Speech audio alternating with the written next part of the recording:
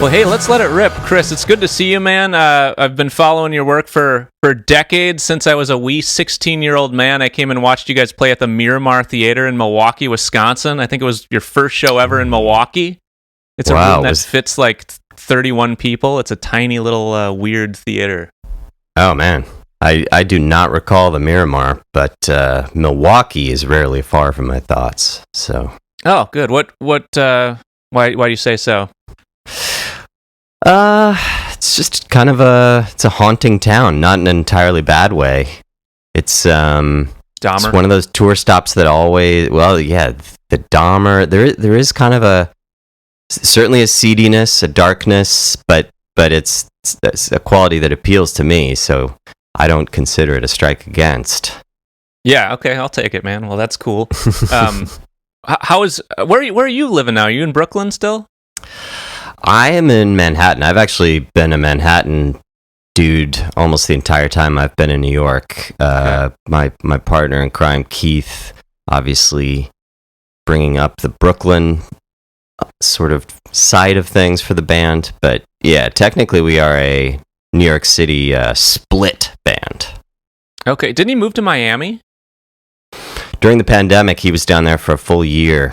Yeah. Okay. Who can blame him, really? Yeah, no, that's cool. How do you guys find, I mean, I know you've always been like comedically driven. That's been like a huge component of your kind of band and your online content and the whole thing. How have you enjoyed kind of writing skits and in the Instagram Reels era? You're kind of like, you're some of my favorite dudes on the Demon algorithm.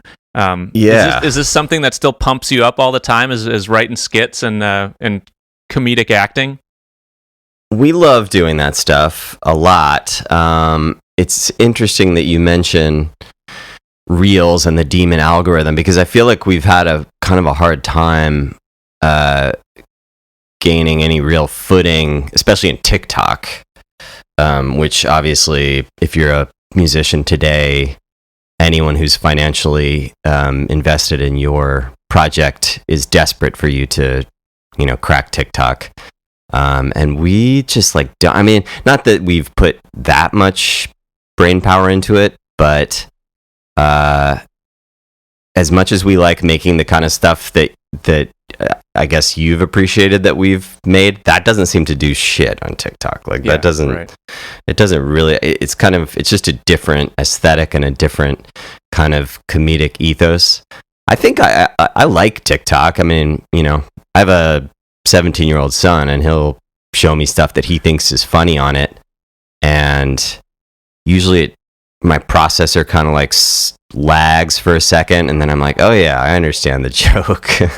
But so it's not a language that we're super fluent in, and I don't, very few of us get into this music game in order to make social media, and it's definitely not something that we love spending time on. Again, the short sketch-based comedy stuff that you're talking about, we do love making that, and that just feels like a fun hobby, but that's not what works on TikTok, and maybe to a lesser degree. It's interesting because that, like, your style of comedy, it's kind of my wheelhouse. It's something I relate to, and to me that is something that, that is TikTok. Like, that is what you see on TikTok. Like, to me, that would be the shit that really connects on that platform, but I'm not an expert on the platform. But I do relate to you, because like, there are those you write these skits, you find these moments that are really funny, that like, you could send to 100 people and 92 of them might just absolutely love it, and it doesn't mean it's going to connect on the internet, or it's going to catch on some sort of algorithm, and it's very discouraging, because it kind of feels like if you hit something that works, great, but okay, now you're going to have to do that for 15 more years till you're dead if you want it to actually gain any steam, That unrelenting demand is probably the most off-putting aspect of it, I think, to me. Like, if we were just in some contest to make a viral video or something, that would be the kind of challenge I could wrap my head around. But clearly, to be particularly relevant on TikTok, you just have to go every day. Like, you're just posting so much, and at the end of the day, that is just not what we're in this to do. Like, right. I would rather, like, I'd like to learn Ableton, like that's, I don't want to, I don't want to sit day in, day out trying to crack TikTok. Do you feel, like I'm sure you feel imprisoned by that at times. You feel imprisoned by social media. For sure. There feels like no way out sometimes. Do you see things going back to a more 90s simpler world in the arts? Is it, what do you see? Is there a burnout where people have just had enough? I mean, this is all fun to hypothesize. No one really knows for sure, but I'm keen to hear your thoughts of the future of tech and art. Yeah, I am a big fan of that possibility. I think it's a reasonable bet. I mean, I don't know if I'd stake my family's personal welfare on it, but if we're just speculating, I love the idea that Web 2.0 has essentially, burned us all out, and that we're going to head back to something closer to what existed in the 90s, which was a much weirder internet, right? I mean, it was, I mean, that's when we started this band during that internet, and our website and its message board were both central sort of places for our fan base, which couldn't be farther from the truth now. I mean, our website now is completely an afterthought, and perhaps even it's vain of us to have one. Like, who gives a shit about a website? All that matters is your Instagram, your Facebook, your TikTok, and your Twitter. And, to a lesser degree, things like Discord or places like that can play a role. But essentially, there's these, handful of walled gardens that you have to maintain a presence in. And that sucks because everything in them looks exactly the same. Everybody's Instagram looks the same. Everybody's TikTok looks the same. They're boring and they suck and they completely lack personality. So, yeah, I think you're right. I think we're all a little getting burned out by it. And actually, I think TikTok is going to spell the ruin of Facebook, including Instagram. You can see both those, well, it's one company, but you can see them chasing after TikTok, and I think they're all just going to crumble as a result, because that's not what Facebook has ever offered. They've offered a social graph that is a fun way to connect with your cousins and your friends from college, and now they're trying to chase video, and it's not what they do. And they're gonna suck. TikTok might Twitter might survive. I mean, that's kind of a big question mark now. Yeah, it's received quite a lot of flack in the press lately as Elon has bought it, and they're kind of going through the back end of things and seeing how their algorithms were built, and they can kind of just see who is being suppressed and the biases in real time, which is it's quite interesting. Yeah, it is. There's. You go. I mean, I think there probably is a time limit on how fresh Instagram and TikTok are going to feel. I mean, people are always going to like watching funny videos, but that's not fundamentally what these they're social media because they were designed around your network, like you basically handing over your network of friends and acquaintances and then building that network and checking in with it and all that stuff. And you can see that phasing out. It's not important at all on TikTok. And as everyone else chases that, I hope this era is over and we're going to get back to something that's much more dispersed and much weirder. Yeah, what do you mean by weirder? Just like, if you think about websites from the late 90s, early 2000s, like the variety of shit you could find. Nobody's website looked the same. And they all looked kind of shitty, but awesome. They were basically, there was personality. But also, this is getting into something that's maybe not a big part of your or my professional lives, but just as citizens of the world, it's weird that a, total nut tiki torch toting wackos tweets look the same as Obama's tweets. Yeah. And that's a flattening effect that these big walled gardens have on information that I think has been terrible for the world. If you look back to Web 1.0, our website, We Are Scientists website, made it pretty clear what you were getting into the moment you opened it. You did not think you were reading news. You did not, no matter how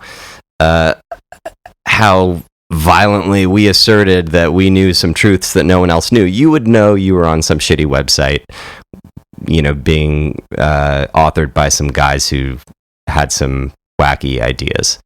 And that was good. And then the New York Times' website looked like a professional website. I mean, actually, I don't know. Maybe it didn't back then. But there was an inherent transparency to web that was very beneficial. And it's how the world works elsewhere, too, right? Like, you run into somebody on the street and they start pitching their conspiracy theory to you. You know pretty quickly whether you trust this person or not. You know whether this is actually a guy from the Pentagon who has for some reason decided to entrust you with the fate of the world, or if it's just some nut job who's had a couple beers. There's certainly some great chameleons out there who are some of the most charismatic secret satans of the world that can get pretty far. That's true. That's true. Snaking around. But yeah, you're right, man. It's like we're in this new frontier of tech and social media where uncredentialed people are all of a sudden taken very seriously, or taken as credentialed citizens. They're taken as people who have been in their quote unquote field for years. And I mean, one that comes to mind is just like the whole mental health trend. I put out a comedy depression book a year and a half ago, kind of illustrated mental health humor, and I felt like it kind of like fit in the culture at the time, and it was fun to make. It was utilitarian, useful stuff that's helped me over the years, but also a lot of ham-fisted humor. But as I kind of went farther in that book campaign and toured it and did the press and all that, and like participated in that kind of mental health world online, the more disgusted I got with it, like stumbling upon everyone and their mother seemingly trying to pander to that arena or that lane. Like, mental health stuff, I'm sad. It's okay to be sad. It's even cool to be sad right now. I mean, that's a thing too. And I just kind of got really disillusioned with the whole thing, and kind of basically it was like, all right, I'm going to stop promoting this book. Just disavowed it. Yeah. I don't want to be part of that, and I feel like it's coming from a good place. I'm honest with it. I have had enormous struggles with these things in the past, so it feels good to be of use to people. I mean, I think that's one of the big points of making stuff or making art. You want to feel like it's useful to people. But absolutely, just like getting on these feeds of folks who are it's their entire life, their entire Instagram page, and it's trying to hack an algorithm, and we can watch it till we're blue in the face. But it's I don't know. I think I'm lining with your theory that it's going to go back to being Weird Web 2.0. Or look at a guy like Bo Burnham. He puts out something brilliant once every 5-6 years, and it's amazing. I mean, totally. That to me is inspiring. And granted, he's huge, but I think once you have a following, if you can sort of sustain yourself, that's the move, man. Maybe just work on something that is just really fucking good and release less things. But the internet doesn't seem to be set up that way now. Get off the hamster wheel of social media that sort of requires a post a day, or else you lose reach. Yeah, it's the illusion of progress too. When you're like on there and you like click the post, you put a picture in there, you post something, it feels like you did something, it feels like you achieved something, like you got some work done, but it's just the illusion of work being done. There's also, it takes advantage of our enjoyment of what are now called streaks of productivity, where you can look at your Instagram feed, if you look at it as the grid, and you can see all that you've done over the last couple years or whatever. That's and the followers themselves, as they incrementally grow, that's a feeling of progress that in fact is utterly hollow, unless you happen to be able to look back and point to some posts that you think were genuine artifacts of creativity and personality. But that's not how most people are doing it. Most people are like, this is the kind of thing you post, this will do for today. Yep. But you're right, what we should all be focused on is like, just be quiet until you have something original and interesting to say. Man, I've always found that to be the best way to create and roll stuff out, is like, you work on a project, you don't tell anyone about it, you hammer it out, you edit it till it's fucking good, till it's the best thing it can be, and then you slowly start to roll out pieces of it, or chapters of a book, or songs on an album. I don't know if that makes any sense. Hey, man. But, no, absolutely. What was your favorite website from early internet? I really loved Buddyhead. Did you ever read Buddyhead? I don't remember that one. Yeah, it was a music. It was actually sort of like Vice, and I'm having a hard time in my mind sorting out like when Vice started. So maybe Vice existed, but I think Vice also started just as a print magazine, right? So this was definitely before Vice gave any shits about the internet. Buddyhead was music, culture that revolved around music, and all written with a very wry, funny tone, and like well written. And it also scrolled horizontally, which sounds radical even now. Yeah. And I thought, and it was so cool. You might think like, well, there must have been a reason other websites didn't do that. It must not have worked very well. It worked fucking great. Like horizontal scrolling, it actually worked a lot like how a book works. Yeah. And it was awesome. Buddyhead was awesome. I actually recently saw somebody sent me an Instagram post from an entity at least calling themselves Buddyhead, which was kind of a bummer to imagine such an original voice being subsumed into the Instagram machinery. Really sucks. Hijacked. Yeah, that's fascinating, man. It's like the McSweeney's. I loved McSweeney's. What was McSweeney's? Do you know the author Dave Eggers? I know the name. That's about it. He did a book in the late 90s called A Heartbreaking Work of Staggering Genius. That was a huge bestseller, primarily on the strength of his hilarious voice. And he's written, I guess, probably not commercially more successful books, but he continues to put out a book every couple years. Anyway, McSweeney's was his originally.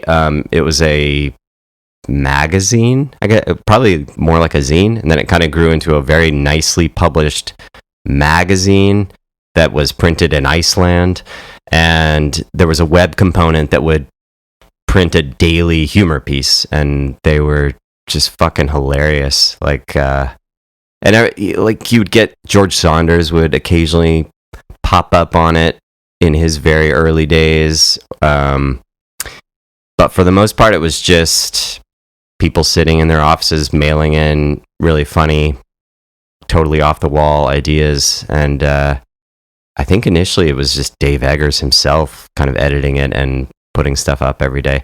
It's just everything just felt so much more personality driven. There were no AIs doing the selecting for us back then, Right. It is cool when you find a human being and you really trust their curation, Because it's like you can amazing. Go to, it's like, wow, like everything this person tells me to listen to or read is like really right in my wheelhouse, So totally. Yeah, it's fun. It's what about, this is modern shit, but I feel like one of the great websites neutralizing all the bullshit on the internet and exposing it for the for the swill that it is, Catatonic Youths. You know Catatonic Youths? I follow the Instagram of Catatonic Youths. I didn't even know it was a website. You know what? It might not be a website. The referencing the Instagram page. For those that don't know it, it's all the cringiest, most like apocalyptic music videos and live performances like ever made on the internet. And it's amazing. The person who curates it will never run out of material. It is, I mean, true. In the defense of the people that get butchered on there, having an online music presence or a brand, if you will, it's one of the hardest things to not be cringy at. You know, you start a band, you want to get your shit out there. Inevitably, people just make some of the most brutal, like unbelievable music videos. They all look like SNL skits, basically. So that's a YouTube page I would recommend highly, Catatonic Youths. It's pretty amazing. Some of them are so shockingly high quality, but just miss the mark in terms of tone or, the music itself is often really wild. Yeah. But that is, you're right. That's a great thing that I guess is very of the current web, but does live on it like a psychotic parasite. Yeah. Last time I turned it on, there was like a 74-year-old guy playing a piano in a field, like telling you how you're going to hell if you don't turn to Christ now. And his voice was like totally out of tune, but it was auto-tuned, and like it's unbelievable. It's a great website. Love it. Yeah. What are you getting into creatively these days that's kind of outside of music? That's a great question. I feel like all of my energy has been sort of gobbled up by this album release. We just released a record last week, and it's been months since I've really even picked up a book, which during normal times I'm definitely a daily book reader, and now I just have to try to carve out 10 minutes to pick up a magazine or something. But yeah, God. Well, let me rephrase the question. Since you're in like album launch mode, what's like the, for lack of a better word, stunt or promotional stunt you're most proud of that you guys have made over the past couple months? Or a way to draw attention to the new record? I really like the video that we made for Turn It Up, which is one of the songs on the record, and we went into this album cycle. This dovetails very nicely with where the conversation is coming from. Our label said to us, this is probably 6 months ago, we don't need any music videos from you guys in the traditional sense. We don't want any 4-minute videos with some kind of narrative or some kind of theme or whatever, which is something we've kind of enjoyed making in the past. And we, for the last couple records, we've made them, entirely on our own. Like usually literally just me and Keith. We'll go out to his grandparents' little plot of land in rural Pennsylvania and shoot something, or we'll just wander around the city and shoot something. And it's all just very crappy amateur filmmaking, but there's usually a joke that we think is pretty funny. And whatever, people, I don't know, when we were growing up, people made music videos for their singles, right? Yeah. So our label tells us this time, look, we need 30 seconds, 60 seconds max with, the chorus, but really we just need something visually crazy or interesting that is going to get traction on TikTok. And we were like, okay, on the one hand, that's disappointing because we like 4-minute music videos, but on the other hand, that sounds easier.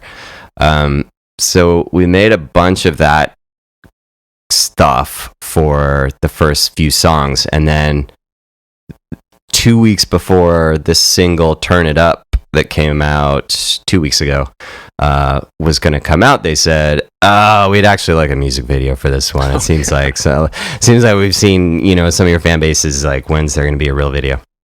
So with very little notice, we cranked out this video, and it's total nonsense garbage, but I think it's pretty funny. It has a technology trick that I'm pretty proud of, because it started because we literally didn't have enough time to be able to shoot our drummer on a green screen. There was going to be a part of the video where the band was going to be playing, but with a green screen for, whatever reasons. We wanted to be able to move ourselves around and stuff. But our drummer, we couldn't pin him down. He does a lot of lessons, and he also works a shift at a bar every week. And like I said, we had like 1 week to make this thing, and then we had to cut it and deliver it. So we decided Keith Murray was going to play the drums in front of the green screen, and then I went and just recorded our drummer's face in his teaching studio, kind of just, making drum faces, but sitting still.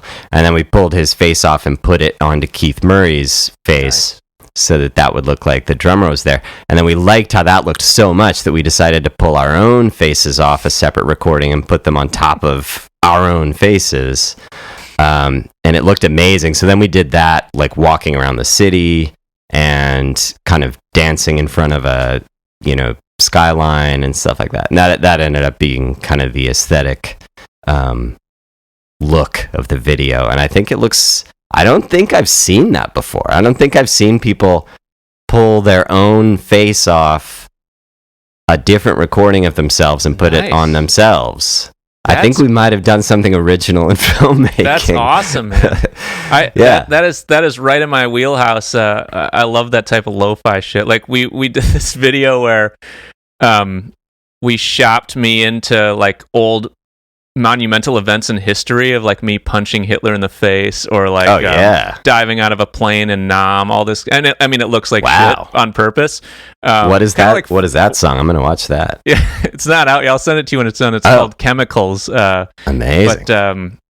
But perhaps aesthetically it will be in your zone. But hey, maybe for your video, maybe you crack some sort of code as like a theme where you just keep doing that through the whole record, but instead you put like random, or you put your face on like the Letterman show on like some, I don't know, guest or your Charles Barkley. It could be anything like that. That's a good idea. Yeah, that could be the beginning of something very central to this record. I like that. Yeah, the internet, as much as it's easy to complain about it, it has graced us with, it has forgiveness in the sense that people love funny lo-fi shit that's easy to make now. So that gives me some relief, Absolutely, I spliced myself into an NBA dunk contest from 1993. Looks like shit. People seem to be taking to it. Yeah. Sorry, go ahead. Well, there's just something so frickin' dumb about putting your own face onto yourself that I absolutely love, And like, if it were done professionally, you wouldn't be able to tell. It would be, Benjamin Button or whatever. Yeah. But because we're bad at it, it just looks stupid. And you're like, what's that? That face is obviously covering up whatever is really on that head. I wonder what it's covering up. And that the fact that the answer is just that same guy's face. Yeah. I just love how fucking stupid that is. But maybe we'll do like some live recordings where we replace our faces on stage with our own faces recorded at another time. Oh, that's great, dude. Do you ever just do stuff so dumb you just worry about your own mental health? For example, like I was at Shake Shack the other day, and I was ordering my own burger in the machine on the typey window with the no cashier. And instead of my real name Brett, I just typed in Briff, BRIFF, and then I got the burger, and I just sat 5 minutes laughing by myself in a corner of a booth about how funny I thought it was, and wiping tears out of my eyes. People must have thought I was mentally ill. Absolutely, yeah. I mean, I'm not sure. That doesn't mean that you're mentally. For the rest of the interview, Chris, I'd like you to refer to me as Briff. I'm happy to do that. Happy to do that. Nice. Yeah, I don't know. Shake Shack, it's just the one burger joint where I can go eat a big greasy burger and not feel like the aftermaths of like corn syrup crash. I don't know what it is about that place, but they have something figured out. They do. Yeah, it is a little bit. I feel like In-N-Out, which I don't know if do you ever Big fan. Get out to In-N-Out country? Yeah. Not much, but when I'm in, I'm in. I'm invested. Yeah. I think that's the other spot that they seem to use the right ingredients or not use the wrong ingredients or whatever, and it's similarly doesn't ruin your day. What's the worst road meal you've eaten in recent tour memory?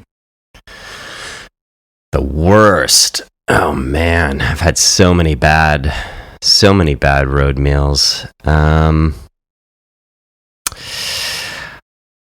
Probably every once in a while when you're in Europe, UK, something like that, you'll crack. Maybe you're just like super hungover and you're at a rest stop and you'll be like, you know what? I'm fucking getting McDonald's or Burger King.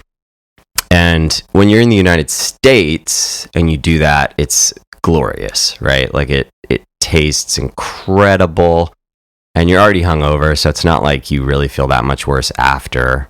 But it something about it kind of just like puts you into an almost ecstatic state of ruin. I always find it to be pretty helpful.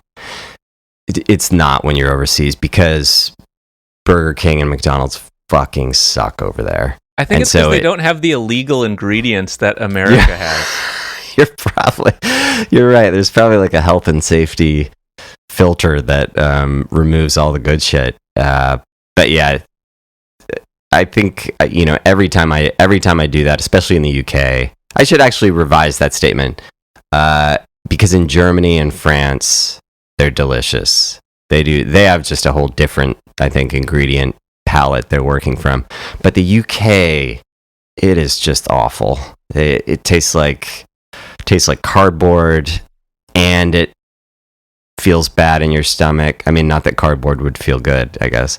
But just none of the pleasure, all the pain. It's horrible. Well, yeah, maybe the burgers are UK burgers are shipped over from America. That could be something. It's possible. Yeah, so maybe you're getting US stuff with the addition of like sitting on a ship for 3 weeks. I don't know. Yeah, bonus weeks. Yeah, it's real bad. I didn't know you had a 17-year-old son. That's really cool. So when you guys were starting out as a band, or kind of just getting kind of traction and touring a lot, is that kind of right when your son was born? Yes, exactly. He was born in 2005, which is kind of right when things kicked off for us. We released with Love and Squalor October 17th of 2005, and he was born December 30th of 2005. One of my favorite albums. Thank you. So yeah, I was gone for much of the first year of his life, at least 9 months of it.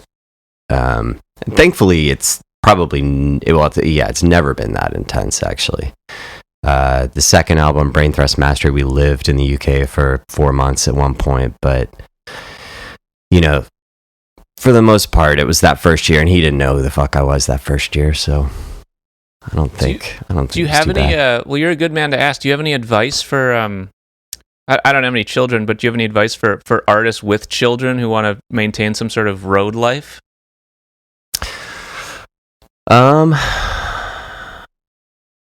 It's fun to have them out when they're little kids. Little kids are, and you basically have until they start kindergarten, first grade. Then they kind of have to be in school, but.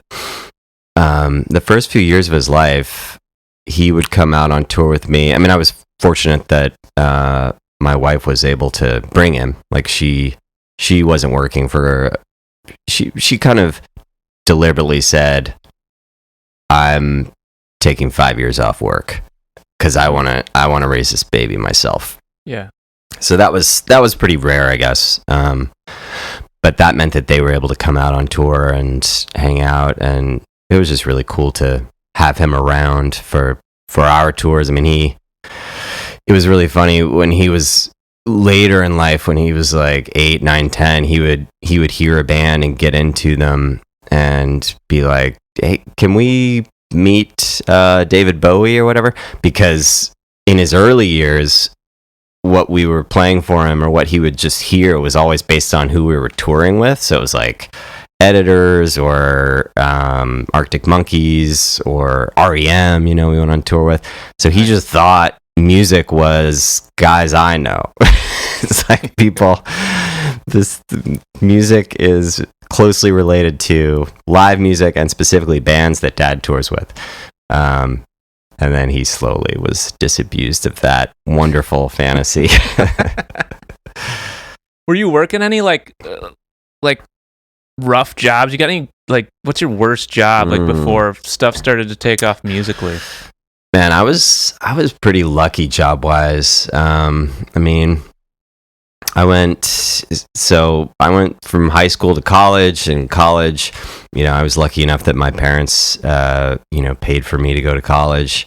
I worked as a lifeguard while I was there just for spending money, but that's about the easiest fucking job in the world. All college kids can swim, so you're not saving anyone. You're just sitting there, like, you got a great reading. Lifeguard look, Chris. Thank you. This was also in Southern California, so these are outdoor pools. I mean, it was amazing. I graduated from college. I taught English for a year to 5th, 6th, and 7th graders in LA. That was the hardest job that I've had by a long stretch, but not unpleasant and not unrewarding. If you like hanging out with kids is awesome. They're so weird and they're so open and unfiltered. Some of the funniest things that I still quote are just things that 5th graders wrote in little essays that were just like, what? Profound. How did you come up with this insane statement? And then Keith and I moved to New York, and I worked in an ad agency for like 2 years, I think 3 years before. Yeah, which is fucking easy. Ad agencies for people who are verbal or, visual, depending on what you're doing there. Do they still exist? That's the perfect place. Yeah, they do. They do in New York, at least. I don't know if maybe the national network has rolled up a little bit, but I still have a lot of friends who work in agencies here who kind of, stuck it out and are now heads of their department or, head producer, stuff like that. In college, I got hired for an internship with an ad agency, and it was great. It was right on the state capitol in Madison. I could walk to work, or bike 3 blocks down the road. It was really great. But the gentleman that hired me, he left like a week after he hired me, and then no one knew what to do with me, and I just sat in a cubicle in a corner for like 3 years, like with no boss. It was weird. It was like awesome and weird at the same time, because like I sort of felt guilty for like getting paid, but at the same time, like I was like I just got to make cool shit for like the website, or I would just do skits like by myself, or like bring in some people around the office and make these weird little skits, and some of them really hit, some of them didn't, but they I guess they liked me enough to keep me around. It was like $7 an hour, so I think they had the money. Right. I remember you became a local fixture. Yeah. I was like, oh, there's the what's like the stapler guy in Office Space. They just forgot I was there. Right. But yeah, I remember like I lost my train of thought. Yeah, I remember getting $7.25 an hour and being like, fuck yeah, like, that's more than I made at McDonald's 4 years ago. That was $5.50 or whatever. So yeah. I've got experience on the fry later. Oh man, I've never worked in a kitchen, and although McDonald's wouldn't be my choice, I would love to work in a kitchen, or maybe I would love to have worked in a kitchen. But 'cause I do love cooking for myself, but I love the idea of just the amount of experience you would get working in a industrial, well, not necessarily industrial. I guess a restaurant kitchen would be. Yeah, it was my choice. It was really, I loved flipping burgers. Like I was only 14, so they wouldn't let me flip burgers too often because I was a liability back there. But when I did, like when they called up the fourth string, like, and I was scraping the grill, like flip like so many burgers on a Saturday, and the grease would come like fly off the grill and like land on my arm, and it'd be like and it would like burn me. But I loved it. It was kind of fun. What were you? What was the like appropriate use of your time there? Like, did they just have you clearing tables and stuff, or? I cleared tables, like I scrubbed ketchup, I cleaned toilets, but I was like the cashier boy. I was like cashier little man, a little man at the cashier. And my friends would come in and order cheeseburgers with no cheese, or just hassle me, as you do in middle school.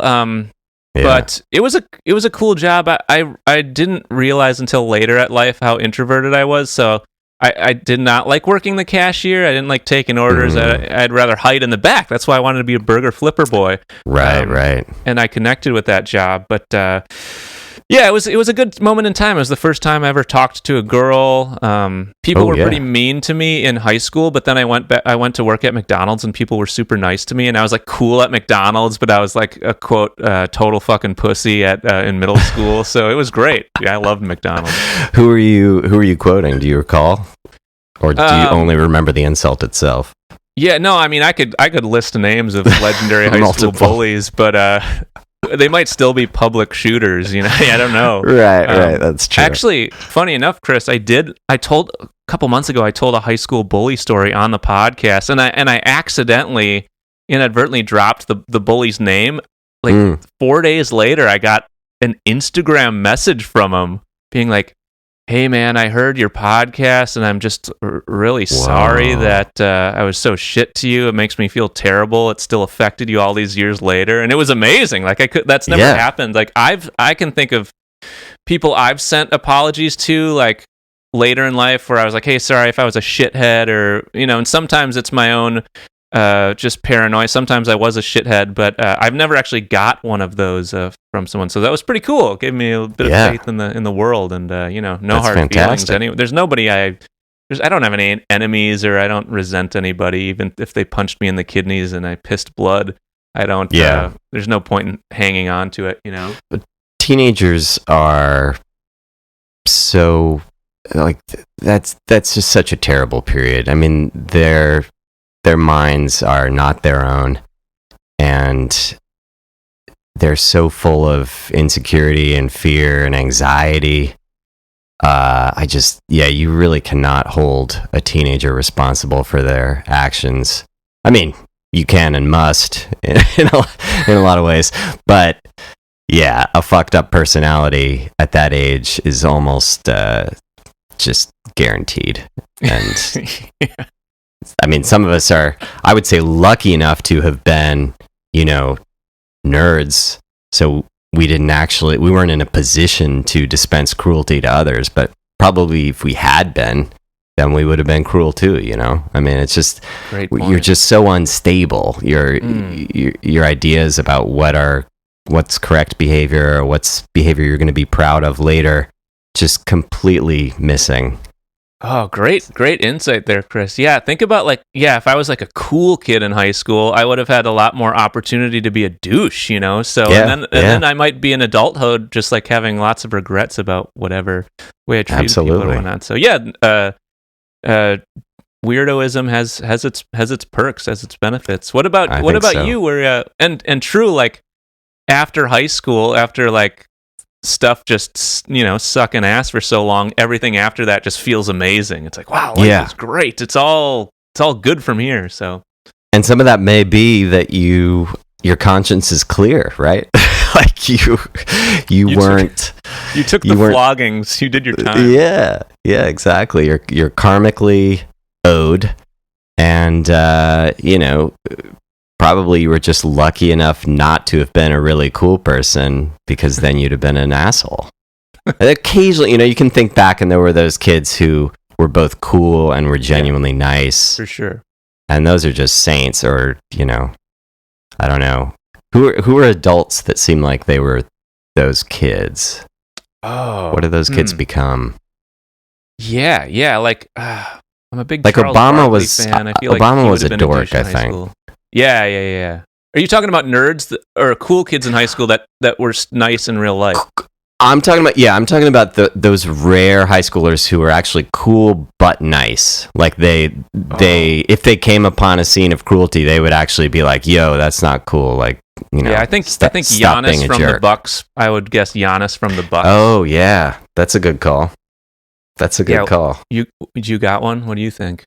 I'm having a hard time. Keith Murray was a dork as a kid.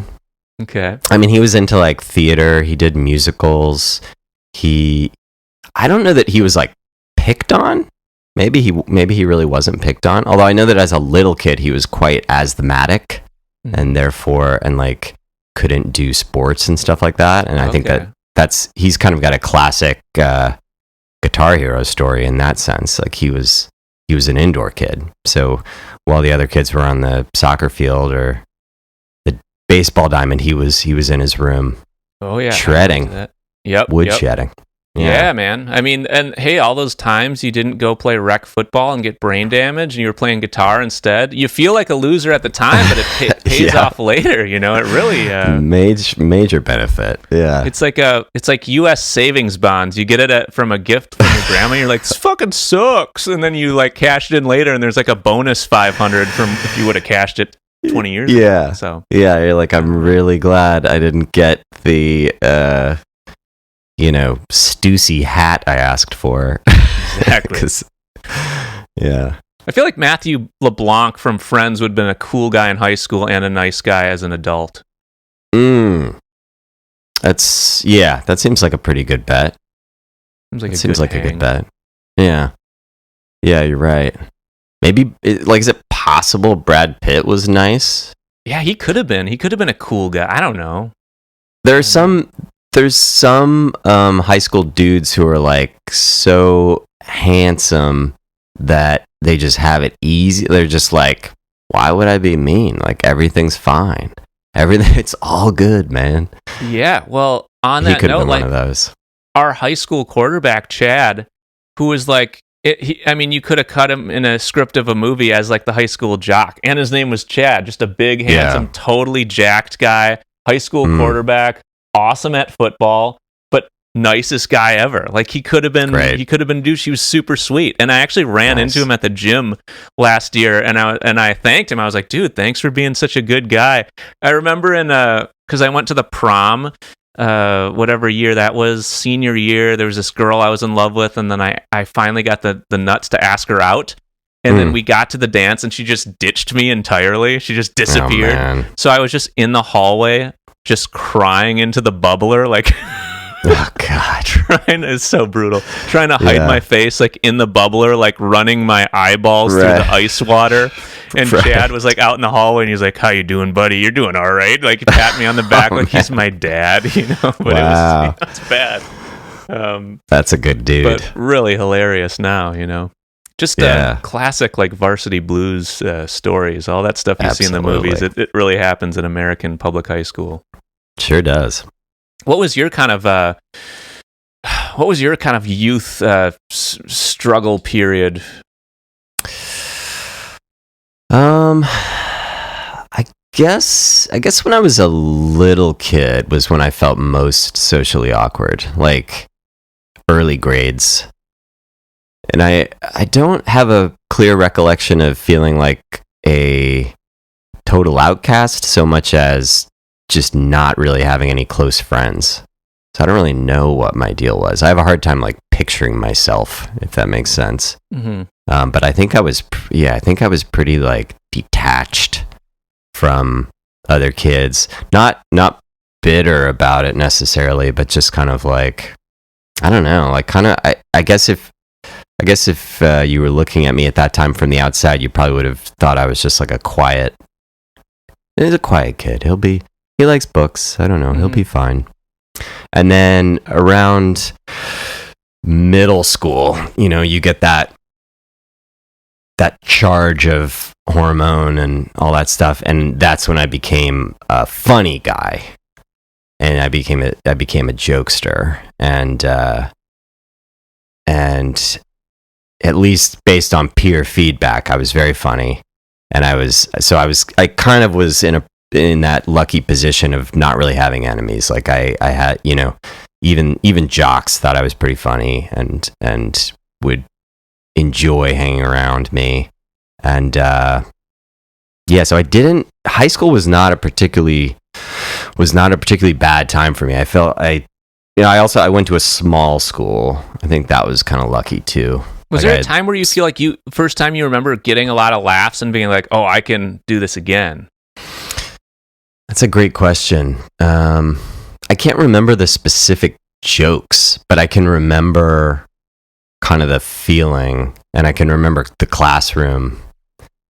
And even the best is when even the teacher, I wasn't trying to like piss off the teachers. In fact, I always had good grades and I had good relationships with my teachers.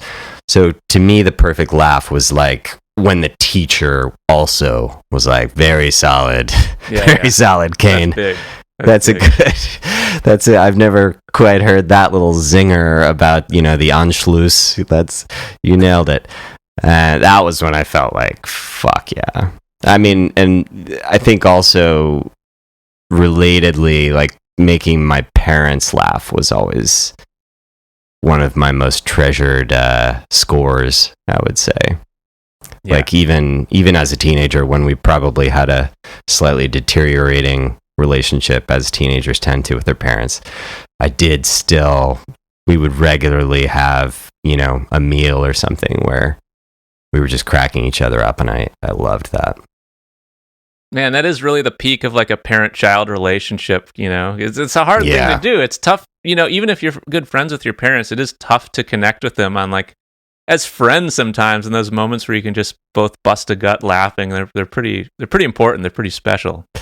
Yeah, there's a purity to it where the family hierarchy has sort of dissolved, at least for a minute. There's no, nobody's the parent, nobody's the kid. And especially with, I guess I'm just speaking from ignorance here, or speaking on the topic that I know, but for boys, teenage boys, I'm experiencing it now with my 17-year-old son. And I went through a period when I was this age where I was an absolute prick to my parents, which was just totally an aberration. If you look at my 45-year history, I was a great kid until I was about 16, and I've had an awesome relationship with them since college. Mm-hmm. But there was like 2 or 3 years there where I was just a fucking asshole. And I look back on it and I don't sympathize with myself at all. I'm like on my parents' team 100%. Like I was just a jerk. And all I can think is that it's, chemicals and the situational stresses and stuff like that. So my son is going through that now, and he's way better than I was. I mean, he's way nicer to his parents than I was, but he still is like quite there's this little young buck thing. They just become just little assholes. Just really, their voices just always dripping with scorn. That's like the natural way of talking. You almost have to shake them out of it by scaring them or something to get them to talk like themselves, to drop the fucking, hateful little twang that they just have all the time. It's got to be chemicals, but man, I bet you part of it is like the narrative we're fed, because I remember being a little piece of shit, 14, 15, 16, but I remember there being like a lead up to it, like my parents warning me that's when kids start to be shit, and then me like believing it or something, like don't become one of these little teenage shits, and then like I don't know if like, I bet you that had something to do with it. Again, like pretty good kid, but I can think of being to be a young piece of shit, Right. You're fulfilling a role that you think is your destiny. Yeah. It might be something. Yeah. That's interesting. Yeah. Yeah. You're probably right. Well, Chris, awesome talking to you, man. I think we've been riffing a good 50 minutes, so I'll let you back to Manhattan. What a fun place to live. Big fan of your work and your ethos. Good to finally riff with you in human form. So this was really fun. I appreciate it, Briff. This has been an absolute pleasure. Chris Cain, Dirt from the Road. We are scientists. Much love, much respect. See you in New York City, brother. See you soon. Choop.